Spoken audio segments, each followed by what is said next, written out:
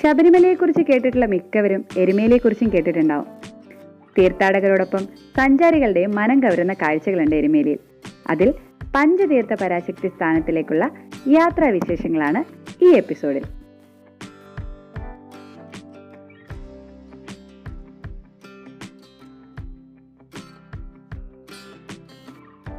Sabarimala gateway എന്നറിയപ്പെടുന്ന കോട്ടയം, പത്തനംതിട്ട ജില്ലകളുടെ അതിർത്തി ഗ്രാമമായ എരുമേലിയിലെ ഏറ്റവും മനോഹരമായ ചെറുവള്ളി എസ്റ്റേറ്റിലൂടെയാണ് നമ്മളിപ്പോൾ യാത്ര ചെയ്യുന്നത്. എരുമേലിയിൽ നിന്ന് റാന്നി പുനലൂർ റോഡിലൂടെ വന്ന് മുക്കടയിൽ നിന്ന് തിരിഞ്ഞാൽ ചെറുവള്ളി എസ്റ്റേറ്റ് റോഡിൽ കയറാം. ഈ റോഡിൻ്റെ ഏറ്റവും വലിയ ഭംഗി ഇരുവശത്തും ഇങ്ങനെ നോക്കിയാൽ കാണാത്തിടത്തോളം ദൂരമുള്ള റബ്ബർ മരങ്ങളാണ്. റോഡിൻ്റെ ഇരുവശത്തുമുള്ള ഈ മരങ്ങൾ ഇങ്ങനെ കോർത്ത് നിൽക്കുന്നത് കാണുമ്പോൾ നമ്മളെന്തോ സ്വാഗതം ചെയ്യാൻ ഇങ്ങനെ പന്തലൊരുക്കിയത് പോലുള്ളൊരു ഫീലൊക്കെയാണ്. ഏകദേശം 3850 ഏക്കർ ഭൂമിയുണ്ട് അത്ര ഈ എസ്റ്റേറ്റിൽ. ഇത് ഹാരിസൺ മലയാളം ലിമിറ്റഡ് കമ്പനിയുടെ കയ്യിൽ നിന്ന് ബിലീവേഴ്സ് ചർച്ച് വാങ്ങിയെന്നും എന്നാൽ അത് നിയമാനുസൃതമല്ല എന്നൊക്കെ പറയപ്പെടുന്നുണ്ട്. എന്തായാലും നിലവിൽ ശബരിമല എയർപോർട്ടിനായിട്ട് സർക്കാർ കണ്ടെത്തിയ ഭൂമിയാണിത്. അതിൻ്റെ ഏറ്റെടുക്കലായിട്ടൊക്കെ ബന്ധപ്പെട്ട കാര്യങ്ങൾ നടന്നു വരികയാണ്. ഒരു പക്ഷേ ഏറ്റെടുക്കൽ പ്രക്രിയ പൂർത്തിയാകുകയാണെങ്കിൽ ഈ വഴിയിലൂടെയുള്ള യാത്ര ചിലപ്പോൾ ഇതുപോലൊക്കെ ആവണമെന്നില്ല. എയർപോർട്ടൊക്കെ വന്നു കഴിഞ്ഞാൽ ശരിക്കും എരുമേലിയുടെ തന്നെ എനിക്ക് തോന്നുന്നു മുഖച്ഛായ ഫുള്ള് മാറും. നിങ്ങൾക്ക് എരുമേലി എന്ന സ്ഥലപ്പേര് വന്നതിൻ്റെ പിന്നിൽ ഐതിഹ്യം അറിയോ? മഹിഷാസുരൻ എന്ന് പറഞ്ഞൊരു രാക്ഷസൻ ഉണ്ടായിരുന്നത്രേ. അപ്പോൾ പുള്ളിയുടെ സഹോദരിയായിട്ടുള്ള മഹിഷീനെ നിഗ്രഹിച്ച സ്ഥലം എരുമക്കൊല്ലി എന്നത് പിന്നീട് എരുമേലി ആയി എന്നാണ് പോലും കഥ. ഇങ്ങനെ കഥകൾ കേൾക്കാനൊക്കെ ഇഷ്ടമുള്ള ഒരാളാണെങ്കിൽ എരുമേലി എന്നുള്ള സ്ഥലത്ത് എന്തായാലും പോകണം. അവിടെ കുറേ കഥകൾ ഇതുപോലുണ്ട്.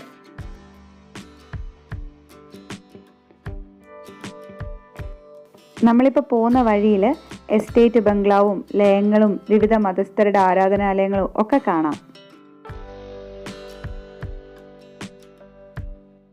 ഇവിടെ റബ്ബർ മരങ്ങൾ മാത്രമേ ഉള്ളൂ എന്ന് ചിന്തിച്ച് തീരുമ്പോഴേക്ക് ഇനി കാണുന്നത് കൈതത്തോട്ടാണ്.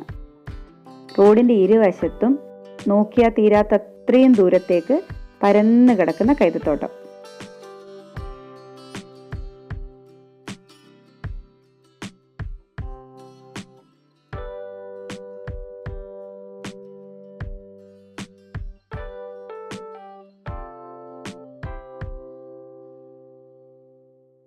ഞാൻ ആദ്യമായിട്ടാട്ടോ ഇത്രയും ദൂരെ പരന്ന് കിടക്കുന്ന കൈതത്തോട്ടം കാണുന്നത്. നമ്മുടെ വാഴക്കുളം സൈഡിലൊക്കെ ഉണ്ടെന്ന് കേട്ടിട്ടുണ്ട്, പക്ഷെ ഇങ്ങനെ കാണുന്നത് ഇതാദ്യമായിട്ടാണ്.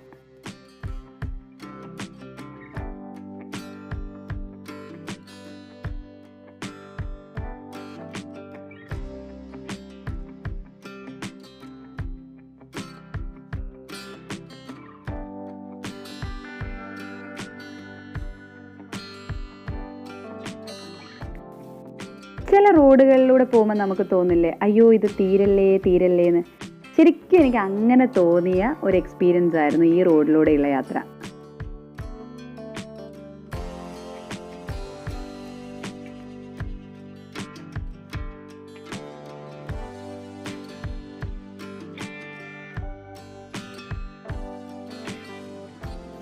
അങ്ങനെ ഏകദേശം 3 കിലോമീറ്റർ ഉള്ള മനോഹരമായ യാത്ര കഴിഞ്ഞ് നമ്മളിപ്പോൾ പഞ്ചതീർത്ഥ പരാശക്തി സ്ഥാനത്തെത്തിയിരിക്കുകയാണ്.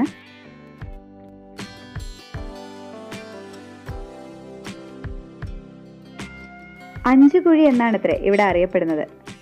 വനവാസകാലത്ത് പഞ്ചപാണ്ഡവന്മാർ ഇവിടെ വന്നിട്ടുണ്ടത്രേ. അവർ കുളിക്കാനായിട്ട് ഉപയോഗിച്ച 5 തീർത്ഥങ്ങൾ ഇവിടെ ഉണ്ടെന്നാണ് സങ്കല്പം. മഹാവിഷ്ണുവിൻ്റെ നിർദ്ദേശപ്രകാരം പഞ്ചപാണ്ഡവന്മാരുടെ സംരക്ഷണത്തിനായിട്ട് ആദിപരാശക്തി ഇവിടെ എത്തിയെന്നും ഇപ്പോഴും ദേവിയുടെ സാന്നിധ്യം ഇവിടെ ഉണ്ടെന്നുമാണ് ഭക്തന്മാർ വിശ്വസിക്കുന്നത്.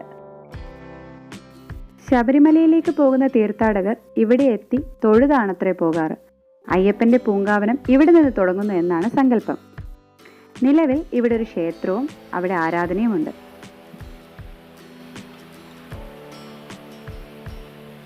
ഈ കഥകളൊന്നും വിശ്വാസമില്ലെങ്കിലും അറിയില്ലെങ്കിലും ഇവിടുത്തെ പ്രകൃതിക്ക് തന്നെ ഒരു വശ്യതയുണ്ട്. എനിക്ക് തോന്നുന്നു രാവിലെയും വൈകിട്ടും ആവും ഇവിടെ വരാൻ ഏറ്റവും അനുയോജ്യം.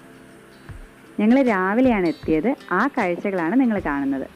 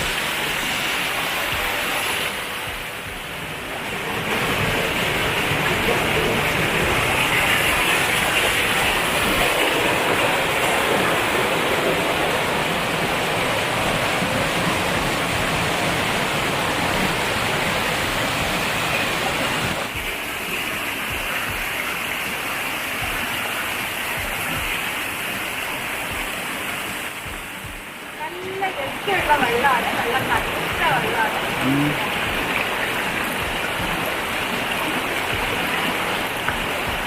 എത്ര നേരം വേണമെങ്കിലും ഇവിടെ ഇങ്ങനെ ഇരിക്കാം. ഭയങ്കര ബ്യൂട്ടിഫുൾ ആയിട്ടുള്ള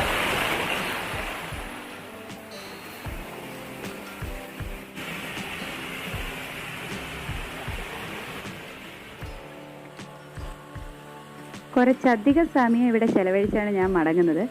എരുമേലി കാഴ്ചകൾ തീർന്നിട്ടില്ല. ബാക്കി കഥകളും വിശേഷങ്ങളുമായിട്ട് വീണ്ടും വരാം. അതുവരേക്കും ശുഭദിനം.